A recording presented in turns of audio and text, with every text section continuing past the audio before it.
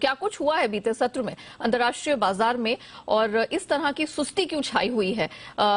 पूरी डिटेल लेकर मेरे सहयोगी दीपांशु इस वक्त मेरे साथ स्टूडियो में जुड़ चुके हैं। Deepanshu, good morning. अंतर्राष्ट्रीय संकेत अच्छे नहीं दिख रहे, डॉलर इंडेक्स फिर से अपने 20 साल के हाई के पास चला गया है। रिलीफ यह है कि कच्चा तेल नीचे आ रहा है। क्या हुआ है कल?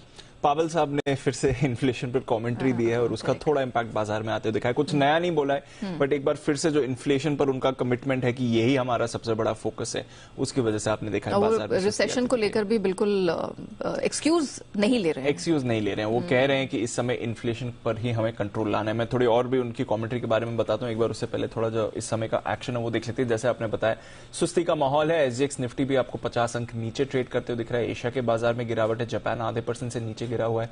जापान की करेंसी पर भी रखिए नजर, वहां पर तो लगातार आपको प्रेशर दिख रहा है। 25 साल के निचले स्तर पर जापान का येन ट्रेड कर रहा है। अमेरिका में भी हमने देखा एकदम बहुत ही मिला जुला और बहुत ही सपाट कारोबार आपने होते देखा। मिली जुली क्लोजिंग थी, थोड़ा उतार चढ़ाव आपने जरूर वहां पर आते हुए देखा, बट काफी सारे जो फैक्टर्स हैं वो यही दिखा रहे हैं कि इस समय ट्रेडर्स का कन्विक्शन नहीं है बाजार की डायरेक्शन को लेकर। तो बहुत ही सीमित दायरे 250 अंक की रेंज में ही हमने डाउ को कारोबार करते हुए देखा। उसमें 80 अंकों की मामूली बढ़त थी। वहीं S&P और नैस्डैक वैसे तो आप कहने के लिए कह सकते हैं कि लगातार तीसरे दिन गिरे हैं, बट बहुत ही हल्की गिरावट वहां पर आती हुई दिखी है। तो लगभग सपाट ही थे लगभग तीनों इंडेक्सेस यूएस के। जो 10 साल की बॉन्ड यील्ड है वो 3.1% के नीचे आ गई। अब आप कहेंगे कि इन्फ्लेशन की चिंता तो जा नहीं रही है, तो बॉन्ड यील्ड क्यों गिर रही है? मंदी के डर की वजह से ही बॉन्ड यील्ड गिर रही है, और मंदी के डर की वजह से ही हमने इतनी सुस्ती देखी है। लगभग सभी सेक्टर्स में कुछ ज्यादा बड़ा एक्शन नहीं था। IT, सेमीकंडक्टर शेयर्स और साथ ही कंज्यूमर शेयर्स में आपने सबसे ज्यादा गिरावट देखी है। इसके अलावा भी बाकी सेक्टर से कुछ ज्यादा बड़ा एक्शन नहीं आया। एनर्जी पर ऑफकोर्स दबाव था क्योंकि कच्चे तेल के दाम फिसल कर आए हैं। अगर इस छमाही की बात करें, क्योंकि आज आखिरी दिन है इस छमाही का, तो S&P 500 के लिए 52 साल में सबसे खराब पहली छमाही रही है बाजार की। ऑलरेडी 20% से ज्यादा इस साल गिर चुका है S&P 500, और पहली छमाही 1970 के बाद से सबसे खराब छमाही रही। यानी कि कोविड टाइम में, क्योंकि कोविड टाइम में बहुत कम टाइम में बाजार गिरे थे और फिर रिकवर हो गए थे, तो उतनी गिरावट नहीं है। बट अगर आप देखें तो 1970 में आखिरी बार हमने देखा था जब 20% से ज्यादा पहली छमाही में S&P 500 गिरा था। तो वो आपको इंडिकेट दे रहा है कि किस तरह का बाजार का मूड माहौल इस समय बना हुआ है। यूरोप में भी गिरावट का ही ट्रेंड आपने आते हुए देखा। करीब 1.5% तक यूरोप के बाजार फिसले हैं। आज यूके का GDP डेटा आने वाला है, तो वहां पर आपको रखनी है नजर। अब बात करते हैं पावेल साहब की, और उन्होंने क्या कहा है।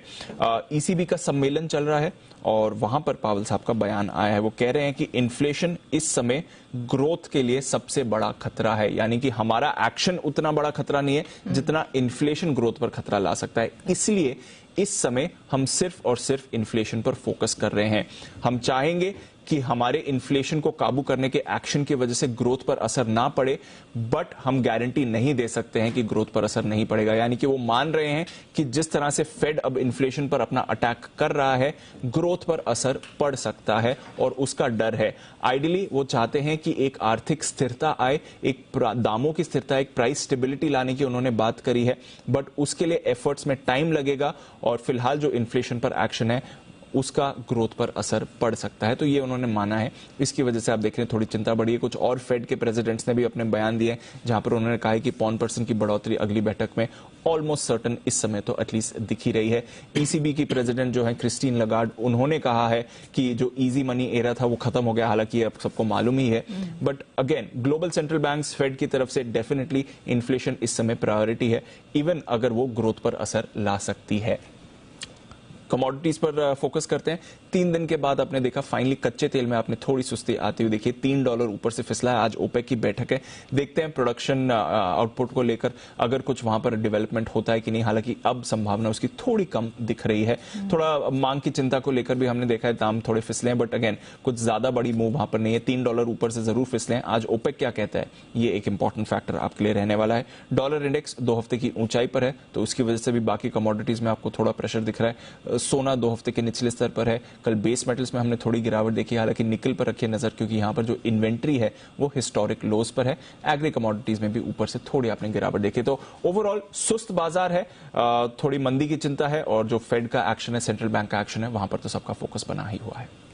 चलिए, तो ऑफ कोर्स देखना होगा कि अब पावेल साहब और यहाँ क्या कदम उठाते हैं, लेकिन क्लैरिटी तो मिल चुकी है कि इन्फ्लेशन पर काबू पाना उनकी प्राथमिकता है और उसी पर वो आगे काम करते रहेंगे। शुक्रिया दीपांशु, आपका वो पूरी ग्लोबल अपडेट दर्शकों के सामने रख